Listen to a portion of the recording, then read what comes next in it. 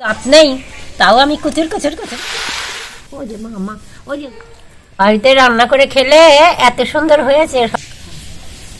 নমস্কার বন্ধুরা, বেঙ্গলি কিচেনে আবারও আপনাদেরকে অনেক অনেক স্বাগত জানাই। আজকে শীষ পালং নিয়ে চলে এসেছি। শীষ পালং তো অনেক রকমের রান্না করে আপনারা খেয়েছেন। আমরা যেইভাবে শীষ পালংটা রান্না করব, শুধু মুখেই খেতে এত অপূর্ব লাগে। নাতি নাতনি, এই দেখো কচি কচি শীষ পালং নিয়ে এসেছি। এই পালং যা খেতে লাগে আর বলে পার নেই, এত সুন্দর। আমার যে দাঁত নেই, তাও আমি কুচুর কুচুর কুচুর কুচুর করে খাবো না। বাহা বাহা লাগে, বাহা বাহা লাগে। আপনাদের ঠাকুমা সুন্দর জিনিসটাকে, অপূর্ব জিনিসটাকে বাহা বাহা বলে। প্রথমে শীষ পালংগুলো কেটে নেব, না হাত দিয়ে ছড়িয়ে নেব। হ্যাঁ, লাগবে না, ঘ্যাচাং ঘ্যাচাং করে দাও মনি। শর্ত এরকম বড় বড় করে কেটে নেব, কচি কচি তো তাই এইভাবে কেটে নেব। এটা ফেলে দাও। এই মঞ্জুরিগুলো ফেলে দেবো। মঞ্জুরি খেতে নেই, মঞ্জুরি হলো বিষ আর সুচনা। ডাঁটিগুলো এরকম একটু ফেরে ফেরে দেবো, তাহলে মশলাগুলো ভালো করে যাবে। এই তো শীতকাল, এই পালংয়ের শীষ রান্না করে প্লেটে প্লেটে নিবা, আর চিবিয়ে চিবিয়ে খাবা, আর গায়ে রোদ্দুর লাগবা, তাহলে খুব ভালো লাগবে। ও যে মা, ও যে বুনু বুনু।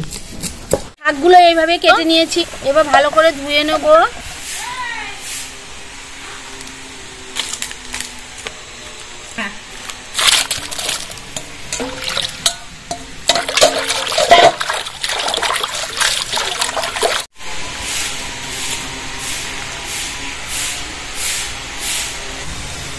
শেষ পালকের মধ্যে মূলো যাচ্ছে, তাই মূলগুলো এইভাবে কেটে নিচ্ছি।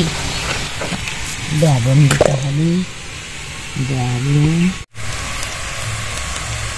পালং শাকটা কড়ার মধ্যে দিয়ে দিচ্ছি। 1 মুখ জল দিয়ে দেবো। 5 মিনিটের মতো ঢাকা দিয়ে দেবো।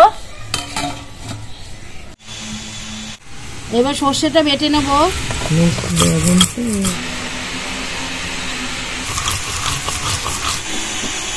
সর্ষে বাটার সময় আপনারা সবসময় লবণ দিয়ে বাটবেন, কারণ সবাই তো সর্ষে বাটলে কারুর তেতো হয়, কারুর ভালোও হয়।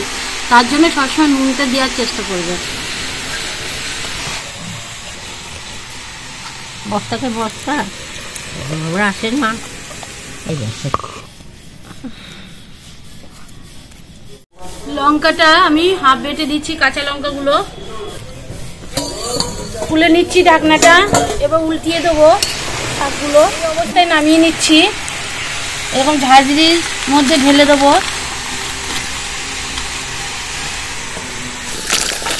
ডিম, আলু, মূলো, বেগুন এইভাবে কেটে দিয়েছে। কড়াইতে রিফাইন অয়েল দিয়ে দিচ্ছি। ফোড়ন নিয়েছি, ফোড়ন দিয়ে দেবো। কেটে রাখা সবজিগুলো দিয়ে দেবো।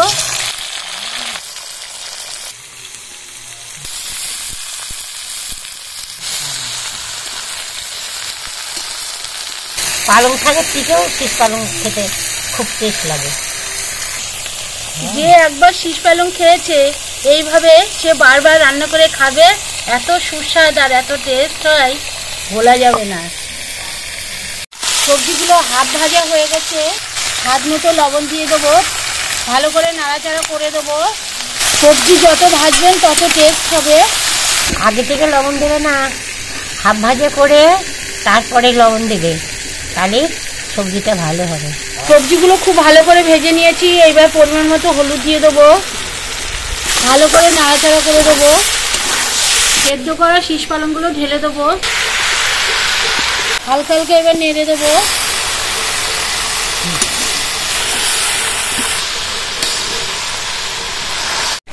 এই কাঁচা লঙ্কা বাটাটা দিয়ে দিচ্ছি। কাঁচা লঙ্কাটা দিয়ে ভালো করে নাড়াচাড়া করে কষিয়ে ভেজে নিতে হবে।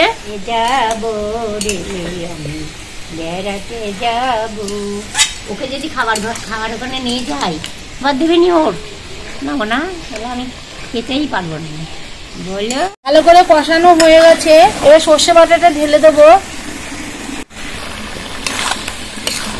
সামান্য একটু চিনি দিয়ে দেব।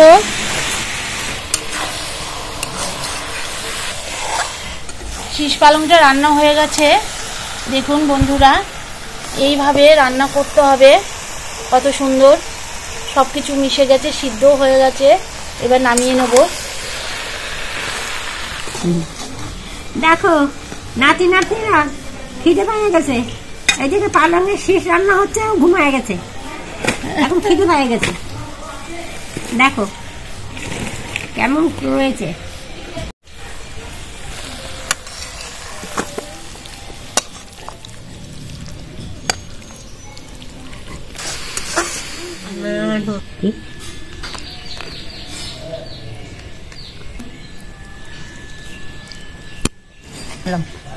দাঁড়া মাথার কাপড়টা দিয়ে নি, আমার এই হাঁটুটা নিয়ে হয়েছে জ্বালা।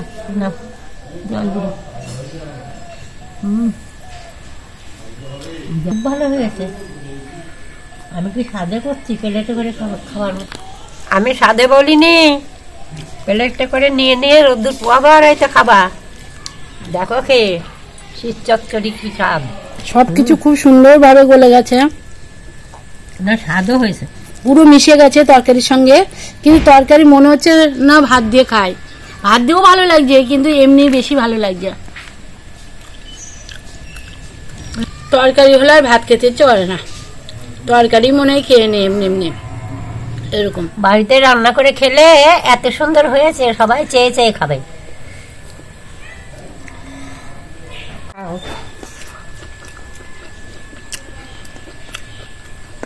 ডাটার মধ্যে তেল ঝালটা ভালোভাবে ঢুকে গেছে, খেতেও সুস্বাদ লাগছে। সত্যি এই যে কি স্বাদ, আপনারা যদি বাড়িতে না বানিয়ে খান তাহলে বুঝবেনই না এর স্বাদটা কেমন। ঠাকুমার তো দাঁত নাই, তাও দেখো এই মুসলে দিয়ে চিবে চিবে খাইয়ে যাচ্ছে।